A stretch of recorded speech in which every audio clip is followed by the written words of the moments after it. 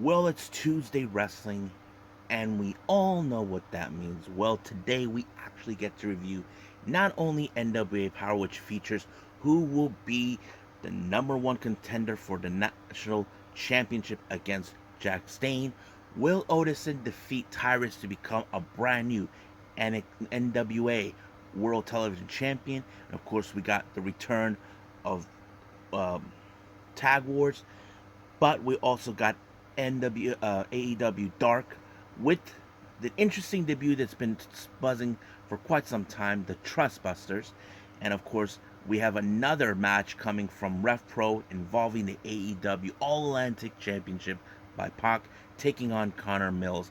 And of course, NXT 2.0. As you know, we will be crowning brand new NXT Women's Tag Team Champions. And of course, the contract signing between JD McDonough and Braun Breaker for the NXT Championship. And we cannot forget our main event involving the street fight between Solo Sikoa and Von Wagner. But before we do all of that, we will be reviewing the latest New Japan G1 Climax, who will actually win this particular day. But however, I am more interested in one match that has been buzzing. I'm talking about David Finlay taking on Will Ospreay, a guy that Finlay has never beaten. But if he beats him, will he get an opportunity of the IWGP United States Heavyweight Championship? Well, let's find out. And also, we got one interesting news update that everybody, I'm sure you probably will be questioning or be like, what? I don't know how you react, but we'll find out. So, let's get ready with another episode of Deleted Wrestle Zone.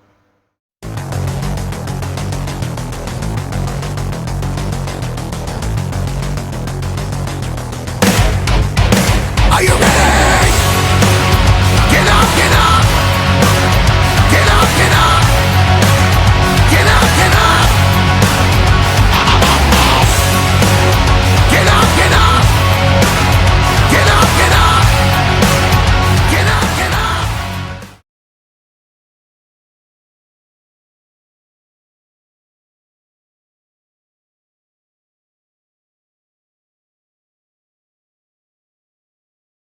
Welcome everybody to Deleted Wrestle Zone, all things that is pro wrestling with AEW, NXT, New Japan Pro Wrestling, Impact Wrestling, the National Wrestling Alliance, various promotions, wrestlers, matches, and championships.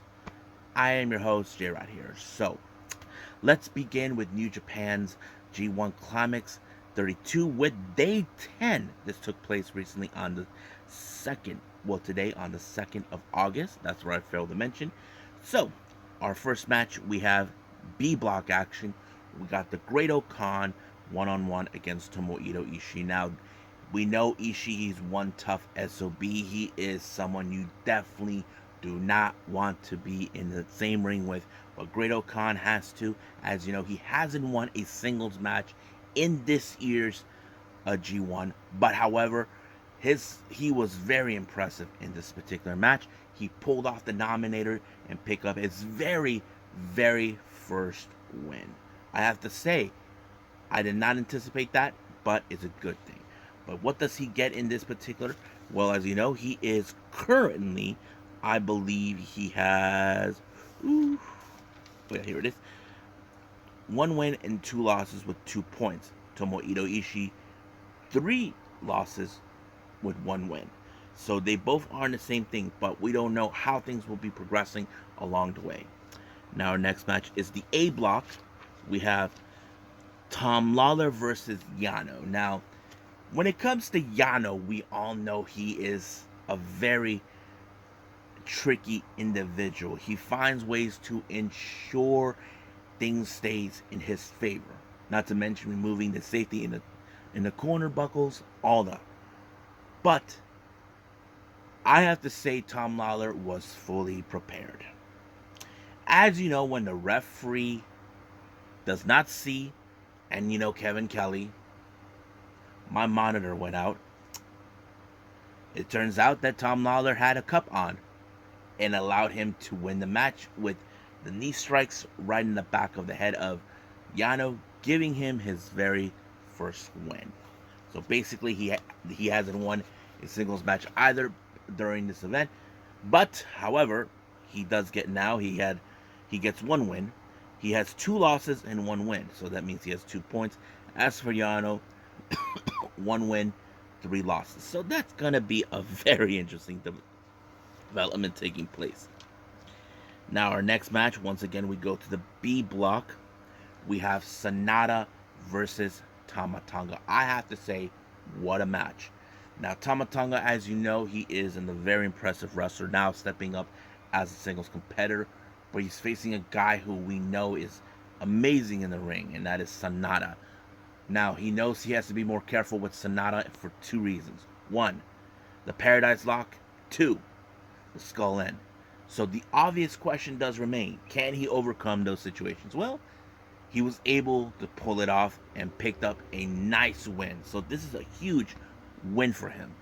Now, he is one of those guys right now I'm paying attention, thinking he could possibly, not 100%, but possibly could win the G1. So what the point system has, as you know, Tama Tonga only has 2 wins, 1 loss, so he has total 4 points. Sonata is the same thing, but his record is 2-2, 2 wins and 2 losses. So not bad. Now our next match is the C block. We got Kenta versus Hiroki Goto. Now, Kenta throughout the entire tournament, he hasn't won a singles match. Last time I remember he was facing his Evil. Things did not go his way, but this time it did. It was one of those hard-hitting matches. You know, Goto is one of the most toughest wrestlers in the tournament. But, however, he did manage to put him to sleep, so that gives him the advantage. So he gets 2 points with 1 win and 2 losses. And Goto, I believe he has 2 wins and 1 loss. So basically, he's okay for now. But we will see, like I said before, how far they progress. Now, our next match, this one is the one I had to pay attention. This is between David Finlay and Will Ospreay. Now, keep in mind, ever since Will Ospreay won the United States Championship, he's been trying to get it back, but Juice Robinson is telling everybody, no, bitch, I'm the champion. Will Ospreay, you lost to me. So basically, even though he was out because of his appendicitis, he refuses to hand over the title because he refuses to accept that Will Ospreay is the champion. But, however, when David Finlay faced Juice Robinson, he defeated him, took the title. But, however, Finlay does recognize Will Ospreay as the champion. However, Will Ospreay says, you're not in my level, boy. That's what he thinks. But, however, David Finlay has never beaten Will Ospreay before. But could that change today? Well, I have to say, what a great match. Unbelievable match. I was like, wow, great performance. And I think this shows the termination of David Finlay. David Finlay has changed ever since then.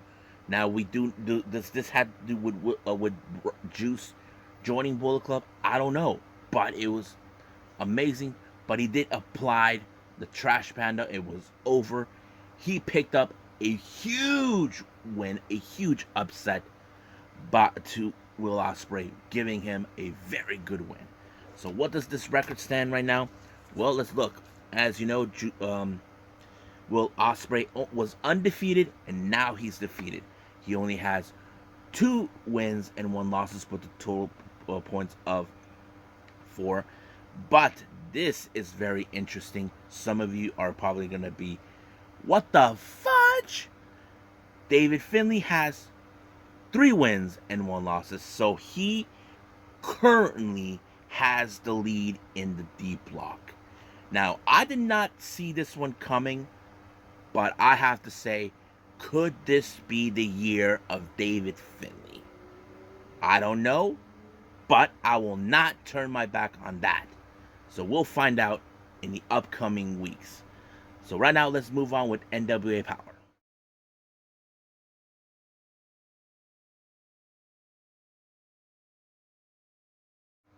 Okay, NWA Powerrr.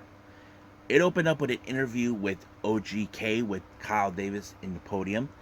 As you know, OGK's primary mission is to obtain tag team titles. That's always been their objective. But they wanted to be the ones to dethrone La Rebelión. But however, since we all know La Rebelión does not have those titles anymore, that is the Commonwealth Connection, Doug Williams and Harry Smith.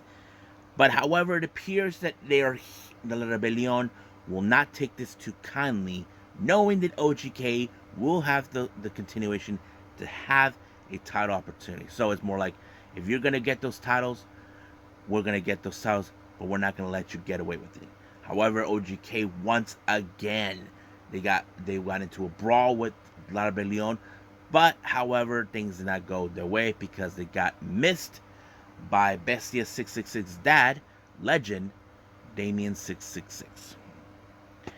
Now, our number one contenders for the national championship that Jack Stain has, we have Rodney Mack along with Aaron Stevens versus Zion with his dad, Austin Idol. Now, this is a very interesting match. Now, I'm not saying because Austin Idol and Zion are together.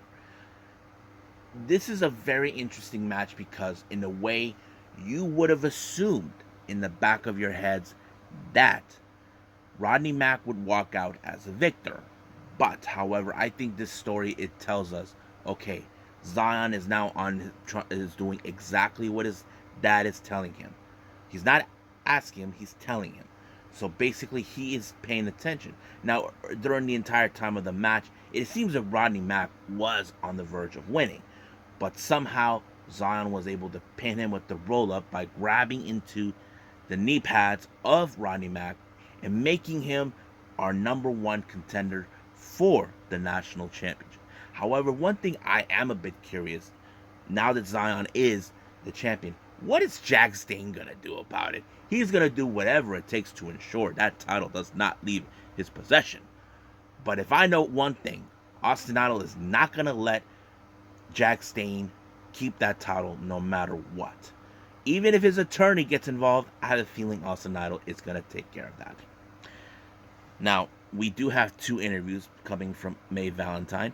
As you know, first one is Camille, along with her husband, Tom Latimer. Now, Camille is now basically having more work. Apparently, she's going to have a back-to-back matches at NWA 74. She's a bit more like, thanks a lot, you're putting me to work. But she will not back down no matter what. Even Tom Latimer feels the same thing about her, too. Now, still unclear what Tom Latimer is going to do from here on out before we get to NWA 74. But we'll find out. Now, her next interview is from Trevor Murdoch. Now, the obvious question does remain that May Valentine kind of brought my attention was, okay, as you know, we got the NWA 74 coming up.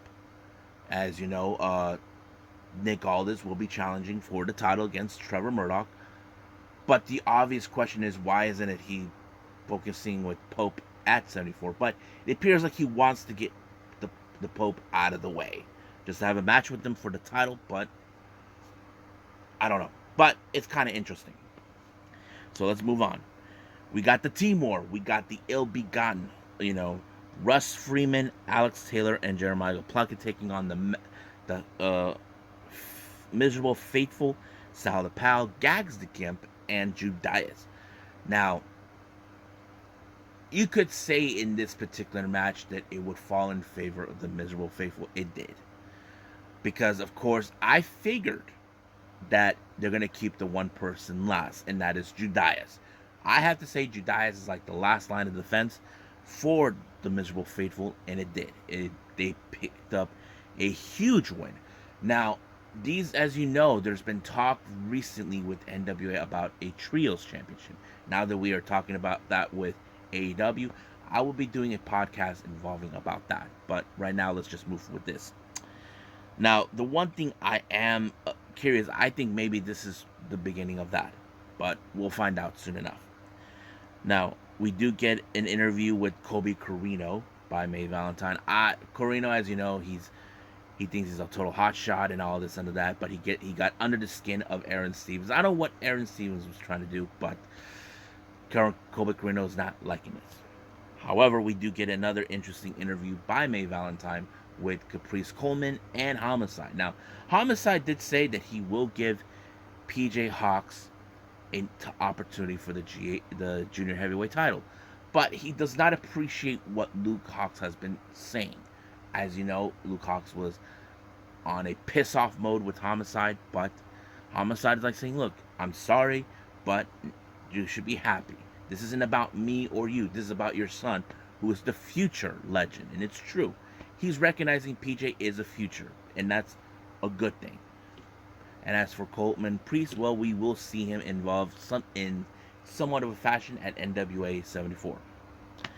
Now, our main event we have is the NWA World Television title between Odison and Tyrus. Now, I would have assumed that somehow Odison would have pulled up an upset, but no, it was Tyrus when he pulled up the heart attack run onto Odison to retain the title. So I thought it was okay. So he's not, as you know, he already reached his 7 matches mark, but he will not challenge for the World Heavyweight Championship, which is unusual. But we'll see what happens then. But right now, let's move on with AEW Dark.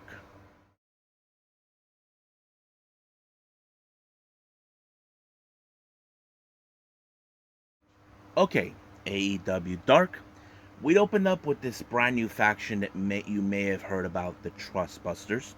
This was an idea that came around for Tony Khan.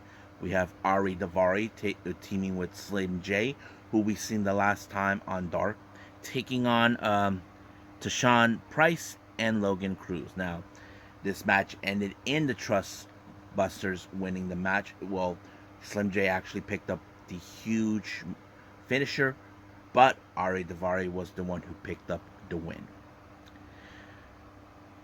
Now, our next match, we have Willow Nightingale versus Harley. What? Hold on, my notes are kind of Cameron. I thought it was a good match. Now, some of you probably say, is Willow Nightingale a full-time member of the AEW roster? I don't know, but she has been making a few appearances for a while now. But she picked up a good win against Harley. But we'll see what happens down the line in the future.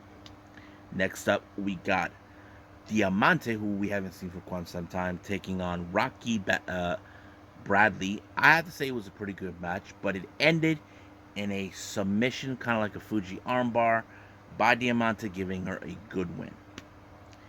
Now our next match, we got the Factory, Aaron Solo and Nick Comoroto taking on Casey Rocker and Caleb Kennedy. Yeah. So I don't need to tell you how this ends. Well, QT wasn't there just to do the diamond cutter and also try to steal the win, try to make the win himself, despite that the Factory did all the work for him. But it ended in their favor, all thanks to Nick Comoroto picking up the win. I mean, Aaron Solo, my bad. It's Aaron Solo. Next up, we got Sean Dean taking on Jonathan Hudson. I thought it was a pretty good match. We haven't seen Sean Dean for quite some time. He is the extra coordinator, as you know, but he did his finisher that he does off the Colonel Turnbuckle and ended in his favor. We got the Wingmen, of course, Ryan Meneth and Peter Avalon taking on the Acclaim. Now, the Wingmen announced that they're doing a job for Billy Gunn, but I have to say the Acclaim will not back down. They're not going to let the Gun Club, or as they say, the Ass Boys, get away with it. But they were able to pick up the win when Max Caster applied the mic drop, and that's how they end up with the win. Now our match that we have, another one from Pac. This time he goes back to RevPro to challenge Connor Mills from Destination Everywhere. Putting the AEW All Atlantic Championship on the line. It was a good match. I have to say, I love Connor Mills. He's an amazing wrestler, one of the most impressive cruiserweights ever. But unfortunately, it did not go well for Connor Mills. He ended up with the broken arrow, giving Pac the win.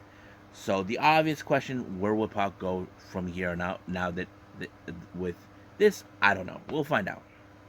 So I think that's pretty much it. What we got with AEW Dark. So let's move on with our final review, and I believe is NXT 2.0.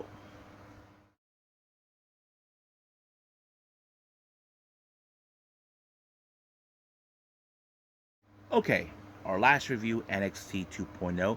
It opened up, of course, with a four-way elimination match for the vacant NXT Women's Tag Team titles. Now, keep in mind, these titles were vacant ever since what happened when Cora Jade decided to betray Roxanne and decided to trash the titles. However, as you know, recently we saw JC Jane and what's her name, Gigi Dolan, were demanding that those titles belong to them. They are the ones who earned them. But however, I did not anticipate that the Toxic Attraction will be eliminating Yulisa Leon and Valentina Feroz, along with, of course, Tatum Paxley and Ivy Now, because they're determined to have a third reign of of these titles. But however, Katana Chance and Kaden Carter, they have been spending for a long time, proving themselves, telling the entire wrestling world, WWE Universe, that they are a legitimate tag team tag team. However, of course, Toxic Attraction saying, "Nope, you're not. We are." But I was a bit surprised how this ended with them winning the match. Chance and Carter finally obtained these titles, but during this moment, they even broke into tears. They can't believe they finally proven the doubters wrong. But however, we do know, as you know, when they become tag team champions, they become targets. But the obvious question does remain. Will Toxic Attraction try to get these titles back? Because in the back, they were pissed, confused, disappointed, however you want to call it. But we'll see what it takes place. Now, as you know, we get an interview with Briggs, Jensen, and Henley, but however, they were interrupted by Joe Gacy. Now, Gacy is fixated with Cameron Grimes, but Jensen decided to be in the match against him, so I don't know what is Jensen thinking. I would not accept that match. Now, we do have the North American champion, Carmelo Hayes.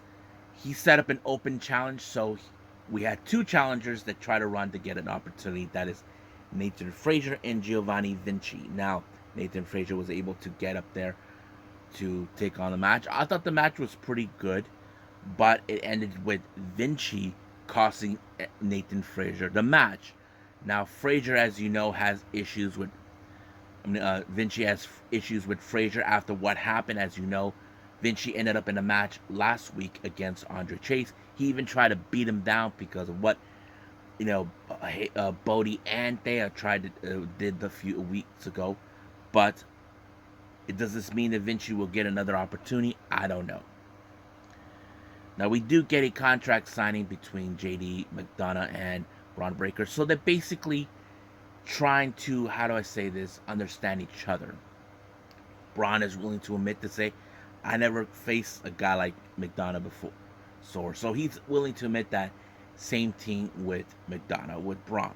So what do we expect out of this? Well, we don't know. This is going to take place at NXT Heatwave, which is going to be good. Now, as you know, we do have a tag team match for the titles. Apollo Crews decided to give some words of wisdom to the Creed brothers, tell them to keep their eyes open, because as you know, I don't know if Apollo Crews is a little worried for them, because we know the Creed brothers are in fact talented, they're amazing, but right now they think things are going well between Roderick Strong, but Apollo Crews, who doesn't want to step on anybody's toes, but he sees the potential in them. So we'll see what happens then. But Damon Kemp shows up, telling them the Strong will not be there because of something. So they will decide, okay, let's just move on as much as possible. Now, we do get an NXT Women's Championship match between Mandy Rose and Sarray. Now, Mandy Rose hasn't forgotten the last time those two tango with each other. Sarray busted her face but this time it was Mandy Rose walked out as the victor. She even tried to take out Saray, to teach her a lesson, but also sent a direct message to her number one contender at NXT Heatwave, Zoe Starks. But Zoe came out to save Saray. But however, that does not end there from there. But I'll get to that in a bit. Now, as you know, we've been seeing the resident superhero Axiom making headways, but he was interrupted by Duke Hudson, who believes he doesn't belong in NXT, that he's nothing but a joke. So he decided to beat him the crap all the way from the back to the ring. But Axiom decided that he wanted to take a match with them, which he did, and all of a sudden, the match went amazingly differently. I don't think Duke Hudson expected it, but somehow Axiom was able to pick up a win, which was a major upset. But the obvious question does remain, how will Duke Hudson deal with this? Will he get his revenge on Axiom for that, or will he complain that it was a fluke? Well, we will find out soon enough when we get there. Now, Wesley, as you know, he's been dealing with a lot of things. Not to mention, as you know, he's been dealing with Trick Williams. Now, Trick Williams, as you know, he was a pain in the ass, being annoying about what will... As you know, Wesley has been trying to get back on track ever since then. Trick Williams thinks that no one cares about him, but he is going to deal with him next week, which is going to be very interesting. Now, our NXT tag team titles are on the line. We have, of course, Tony D'Angelo and Stax versus the Creed brothers. Now, this match was good. I think I liked it. I wasn't sure how this was going to outcome, but we had a surprise return of Santos Escobar, costing Tony D'Angelo the titles. It appears Legado del Fantasma are back together. This looks like this is going to be a very interesting continuation of the feud. However, Tony D is not happy with this, but Escobar is saying, look, I can't work with you, you can't work with me. So this time they're gonna settle this once and for all with their final meet, one-on-one, where nothing goes wrong. Now, we do get a video package coming from Roxanne Perez, how much she said that she loved Cora Jade of everything. But Cora Jade, as you know, she's been saying that Roxanne tried to steal the spotlight, but she also issued a challenge to her for NXT Heatwave in a couple of weeks. However, Cora Jade does not want to do that. But Mandy Rose, who's trying to play smart, try to make a deal with Cora Jade, saying eliminate Zoe Starks, and you don't have to deal with Roxanne Perez at NXT Heatwave. Now, Wade thinks this is the enemy of my enemy is my friend. No. I see Cora Jade's like, nope, I want that title, regardless. I don't like you, but I'll do you a solid if that's what you want. But how do we know that's going to end well? Because Mandy Rose does not want to challenge Zoe Starks. But we'll see what happens. This match between Cora Jade and Zoe Starks will take place next week. Now, we do see Joe Gacy versus Brooke Jensen. This match was okay, but however, we still get to continuation of Pretty Deadly, who shows up costing Brooke Jensen the match. Now, before I proceed in that, why is Pretty Deadly getting involved? Well, I think right now they're sick and disgusted that the NXT tag team titles are being defiled by a couple of cowboy hicks, and that's what they think. So they'll do anything in their power to get those title back away from them. But I'm sure that Brooks and Briggs will not take this kindly. But however, Joe Gacy sent out a direct message to Cameron Grimes, trying to lure him in to join him. But the obvious question, will Cameron Grimes resist or accept this thing? Well, we'll find out. Now, we do get Alba Fire against Lash Legend. As you know, this is Lash Legend feels that Alba Fire, that she had her opportunities. It's time for someone like her to step up. She thought she got rid of her once and for all. The match was kind of interesting. However, I knew the Lash Legend was going to use the bat. It misfired, but Alba Fire took care of her, winning the match by throwing a swanton and won the match. But the obvious question does to me, is this it between those two, or we will see a bit of the continuation? Well, we don't know. We just gotta wait and see. Now, we do get a little video package from Nikita Lyons, who has a problem with Kiana James. Kiana James is saying that, that she's an embarrassment, she shouldn't be here the way she dressed, what makes you special? But Nikita Lyons is like, I'm proud who I am, but if you have a problem, let's settle this in the ring. So that's what she wants. So Kiana James thinks that her brains are better than that. So she thinks she's far more better than everyone else. But we'll see about that. Now, our main event is the Falls Count Anywhere match, aka the street fight, between Solo Sikoa and Von Wagner. Now, Von Wagner already declared himself as the king, the street fight champion, because of what happened in Orlando. Oh man, Solo Sikoa refuses to stay down no matter what. Not to mention, they bump into many people with Carmelo Hayes, Cameron Grimes, everywhere. I was like, whoa, this is going to go out of direction. But one thing I did like is how Solo Sikoa took out Mr. Stone, who do anything to protect Von Wagner, but Solo Sikoa took out Von Wagner outside the ring on top of the commentator's table. He jumped off the corner. 1, 2, 3, it's over. As proven, Solo Sikoa is reigning supreme as the street fighting champion, and no one can do anything about it. So the obvious question in this game now is, what's next for Solo Sikoa? Hopefully, another opportunity for gold. And I think that's what he needs to do. So I think that's pretty much it. So I believe let's move on to the last thing we're going to do, news updates.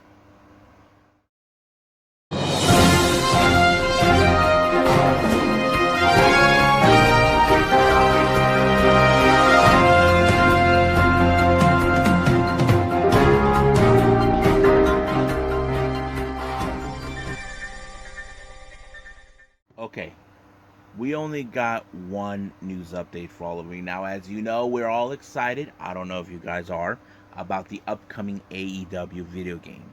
Now, this one came into my lap out of nowhere because I don't know exactly how you guys would think. You probably will come into question.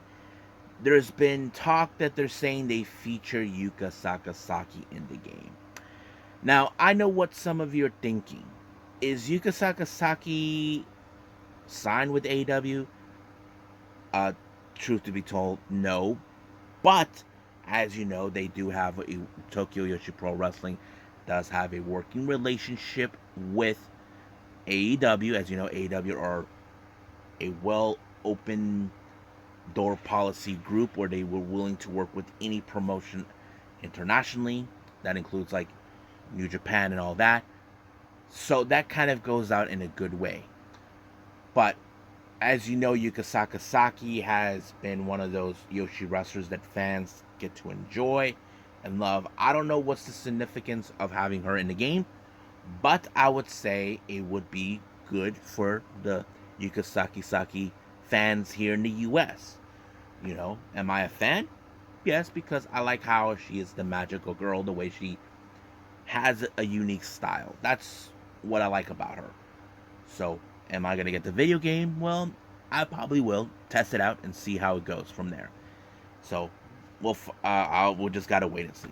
So, I think that's pretty much it. So, I believe it's time for me to call it a day. Well, I hope everybody enjoys this episode. Coming up, as you know, it's Wednesday. For the next one, we are going to do AEW Dynamite, which I'm excited. Now, I haven't decided what I'm going to review. There's still some events I haven't got around to check out yet, like ICW, the last Game Changer event, The People versus GCW, that sort of thing. So, I got a list of that, so I will find out soon enough what I will decide. But for now, I'll see you guys in the next DWZ time. Same DWZ channel. I must bid all of you adieu. So, goodbye. Mwah. And have a nice day. Bang.